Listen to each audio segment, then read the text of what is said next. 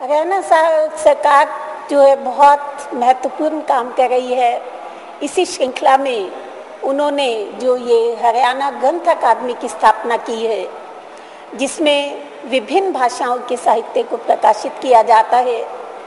उसके साथ साथ हरियाणा ग्रंथ अकादमी श्रेष्ठ साहित्य, उत्कृष्ट साहित्य जो है उसका अनुवाद करा के भी प्रकाशित करती है और समय समय पर राष्ट्रीय संगोष्ठियों का और अंतर्राष्ट्रीय संगोष्ठियों का आयोजन इसके माध्यम से किया जा रहा है।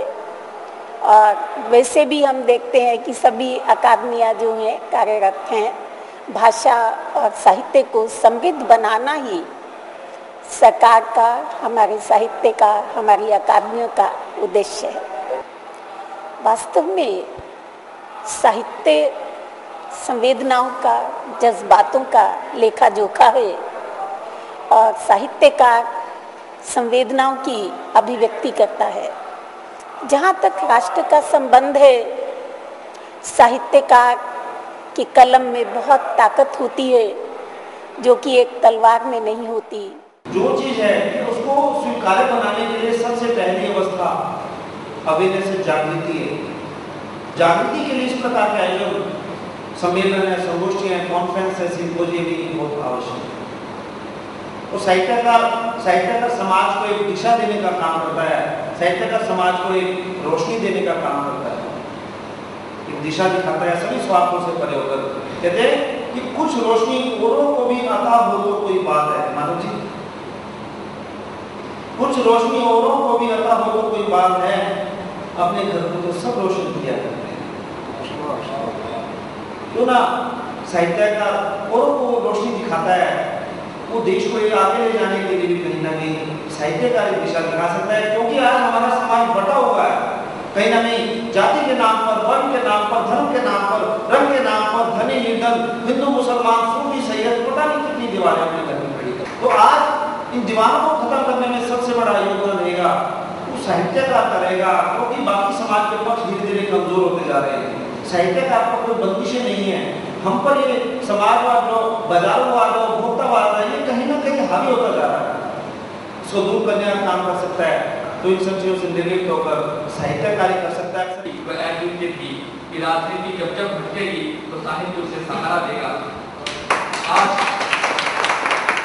आज की राजनीति के संदर्भ में भी दिनकर की यह टिप्पणी प्रासंगिक है, क्योंकि समाज के प्रति दायित्व कहें या साहित्यकारों की तरफ से समाज को पत्र कहें।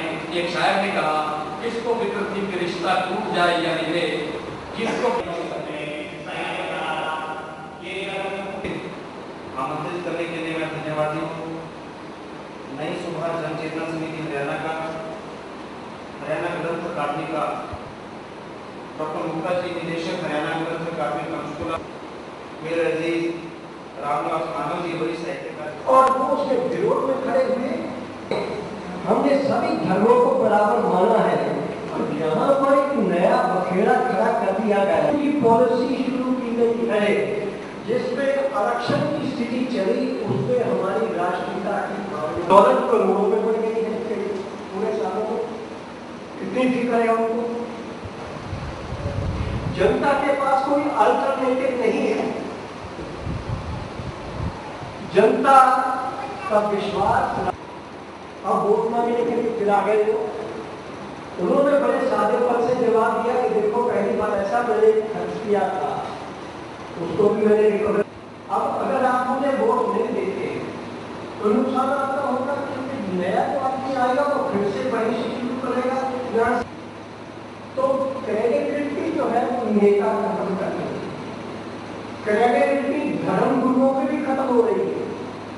वो भी अपने रूप बना रहे हैं लोगों को, चमत्कार अपने बताते हैं, उसको मैंने ठीक कर दिया, उसको मैंने ठीक कर दिया, भूत पेट मैंने निकाल दिए। उनपे हम कौन है, क्या हो गए और क्या होंगे अभी, और मिल बैठ पार्लियामेंट में भी कहते थे। एक धागा था जो हमको पिरोए हुए था, जो हमको राष्ट्र की वार्तालाप का माध्यम जो होता था वो संस्कृत।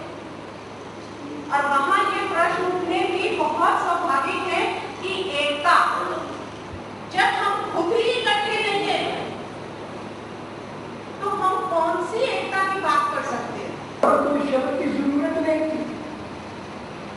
यहाँ पर तो इस प्रकार की स्थिति नहीं है कि हमारे चिंतन से अल्लाह के जो लोग थे हमने उनको भी अपनाया है।